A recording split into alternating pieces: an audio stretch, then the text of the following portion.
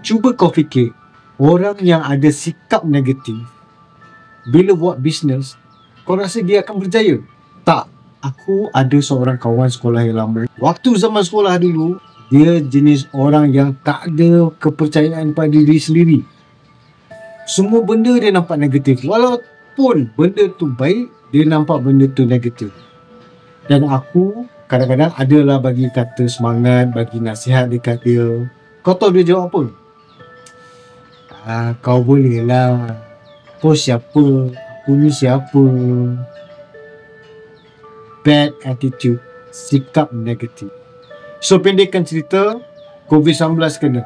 Unfortunately, dia kena buang kerja dan dia start business dia tau.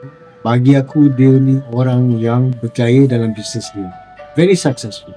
Dia ni seorang yang berani, seorang yang confident, pandai cakap. Jadi, bagaimana orang yang ada sikap negatif tukar kepada sikap yang positif? Selama 45 tahun perjalanan aku di dunia ini, Alhamdulillah aku sangat bersyukur apa yang diberikan oleh Allah. Sekarang tugas aku untuk menyampaikan pengalaman aku kepada generasi-generasi muda yang perlukan bimbingan, ilmu dan nasihat yang positif yang boleh impact dalam hidup mereka. Dalam video ni aku akan kupas apa yang membuat seseorang tu ada sikap negatif dalam diri dia. Dan akhir video ni aku akan tunjuk cara aku tukar sikap negatif kepada sikap positif dengan 2 simple exercise. Whatever the mind see and believe, it will achieve. Apa yang kita nampak dalam minda kita dan kita percaya benda tu, maka ia adalah benar. Kita ni ialah produk daripada apa kepercayaan kita. Dan kepercayaan kita ni tak kisahlah benda yang positif atau negatif. Dan biasanya kepercayaan ini bermula dari rumah.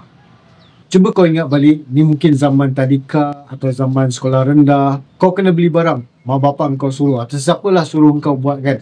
Kau ada kat kedai tu, berdepan dengan cashier atau siapalah. Kau first time ni, kau jumpa orang lagi tua, kau rasa nervous. Kau nak keluarkan suara pun tak boleh. Dan selepas kau beli, kau tunjuk barang tu dekat mak bapak kau ke atau siapa yang suruh beli, dia kata, ini benda yang salah. Apa benda kau buat ni? Aduh, lembab lah kau ni. Bodoh lah kau ni. Suara pun tak boleh buka ke? Kenapa tak tanya dia? Dan sebagainya. Waktu exam pula, peperiksaan, dapat markah yang rendah. Kena lagi. Lembab lah kau ni. Bodoh lah kau ni. Apa nak jadi dengan kau ni? Aduh, kau ni kan, menyusahkan lah. Sama kritikan ditujukan kepada engkau. Lama kita pun percaya kata-kata itu. Inilah dia permulaan kepercayaan kepada diri kita. Walaupun kita dah besar, kita dah matang, kita nak improve diri kita, tetapi ada serpihan benda-benda negatif yang dulu-dulu tu yang membuat kita susah nak maju. Ada block, susah nak breakthrough ni. Jadi kau cuba, tak boleh, lepas tu kau give up. Okay lah, aku terimalah. Yelah, aku ni bodoh. Yelah, aku ni lembab. Yelah, aku tak pandai keluarkan suara. Aku tak pandai cakap dengan orang. Dan sebagainya. Words have power. Kata-kata itu doa.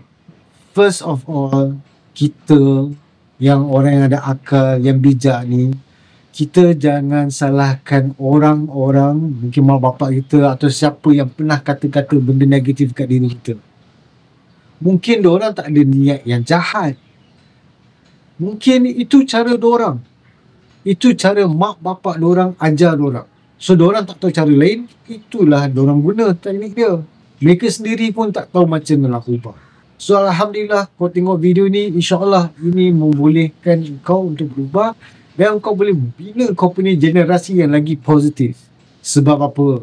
Bila kita ada kepercayaan negatif lebih kepada positif, bermakna untuk kita berjaya dalam hidup ni memang sangat tipis. Orang yang ada sikap negatif ni, dia akan lebih komplain. Selalu salahkan orang lain kecuali dia. Selalu bagi alasan dan bergosip. Orang yang berjaya dan sukses akan mengelakkan daripada pemikiran, komplain, blame, bagi excuses dan suka gosip. Atau kita short form kepada C-bag. Dan mereka akan jauhkan diri mereka daripada orang-orang C-bag. Atau tak kisahlah apa-apa. Dalam social media pun, orang tak akan layan benda-benda C-bag ini. Okey, aku ada dua atlet yang termuka yang aku sangat admire. Muhammad Ali dan Cristiano Ronaldo.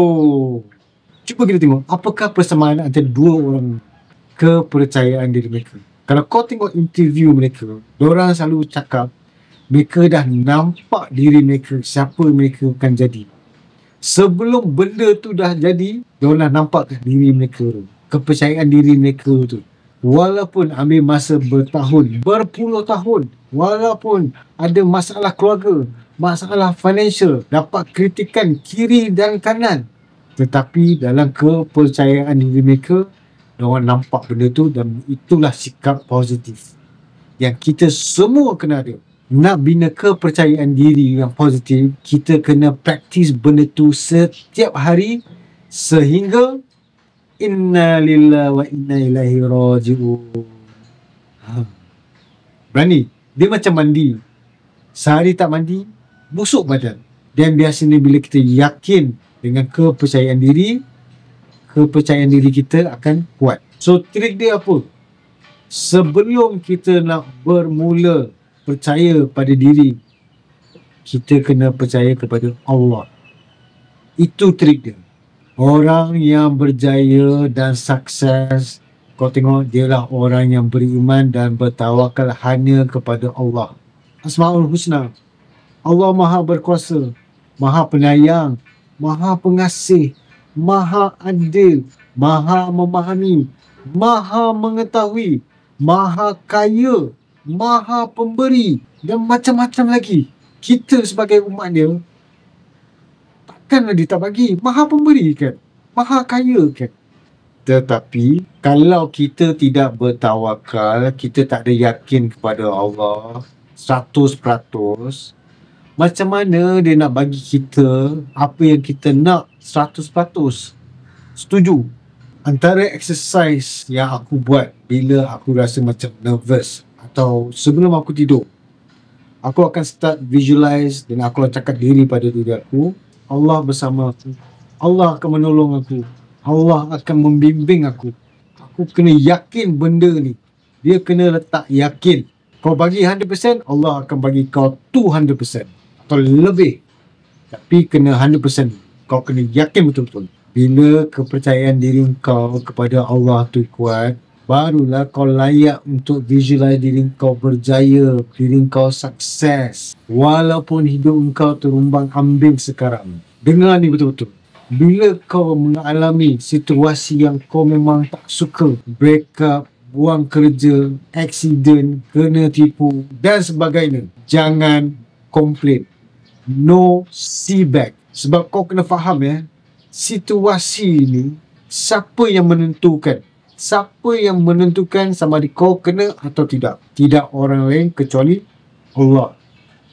Situasi itu dijadikan kerana Allah. Tetapi perjalanan, jalan mana kita nak ambil, itu ialah kita. Adakah kita akan jalan kepada yang positif atau negatif? Bila kau dah faham kekuasaan Allah dan kau faham Allah sentiasa bersama dengan kau, kepercayaan diri kau akan terus meroket. Tapi ada pantang larang.